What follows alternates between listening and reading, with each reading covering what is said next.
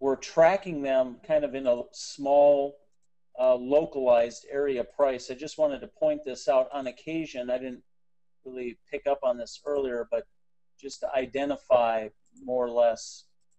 Let me darken this up for you guys a little bit.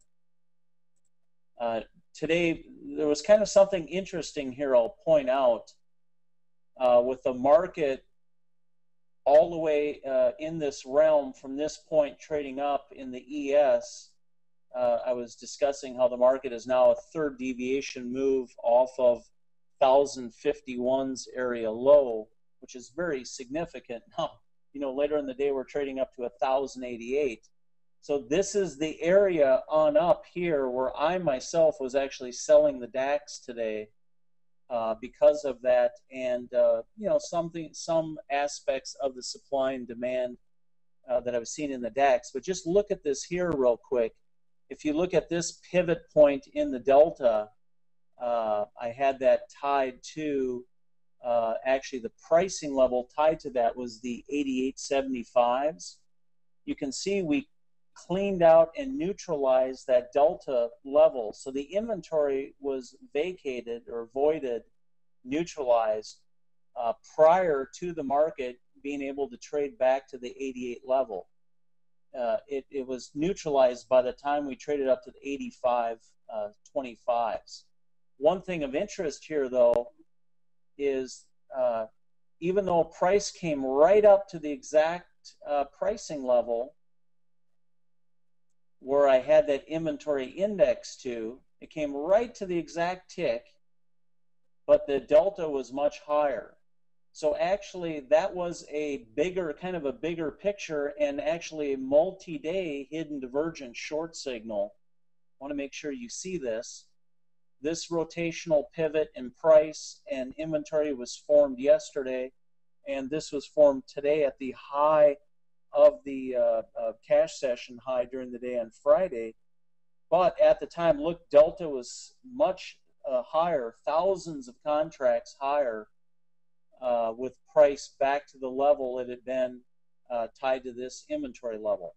So that was a pretty substantial hidden divergence short setup you know, as this rotation came off. Now it's just kind of interesting that price did go exactly to the pricing level and not a tick above. If it would have went one tick above, it would have negated our criteria for our hidden divergence trades.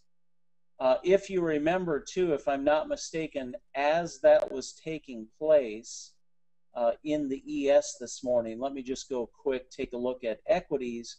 If I'm not mistaken, I think we had a 1-2, so we might have even had equities kind of up during that area of trading today, giving a 1-2. Yeah, here it was.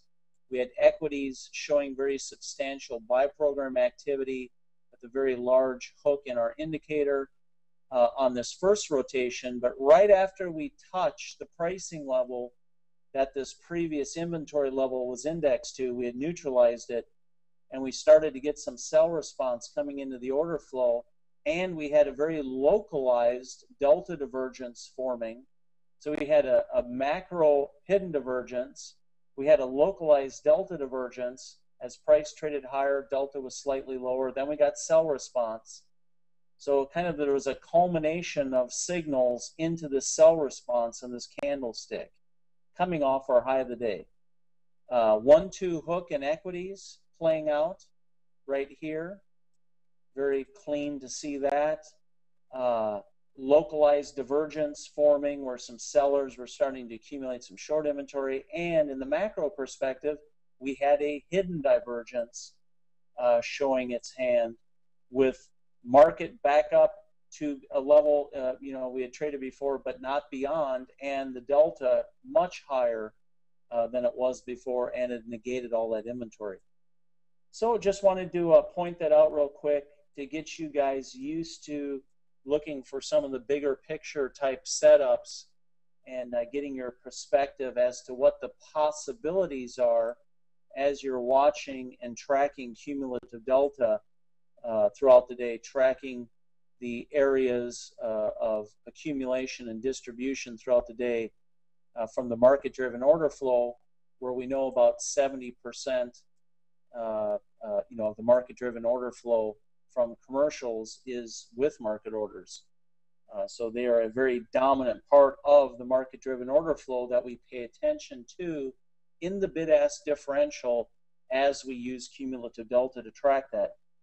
So using cumulative delta as a proxy to pay attention to a portion of the open interest on the day, and that being the open interest of the order flow with conviction, meaning the market-driven order flow, those that want to get in or out of the market right now versus somebody that wants to place a limit and wait to get filled, either to exit the market or to initiate trade into the market.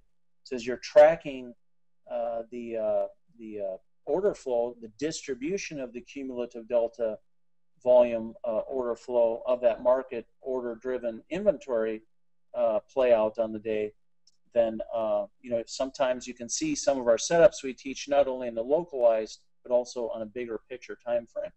So I was noticing that looking at the charts, I just wanted to point that out.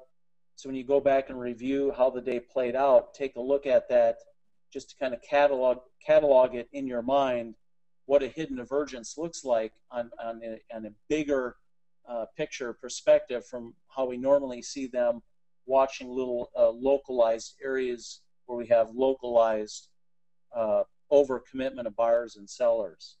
So I just want to point that out and make sure that was clear to you guys.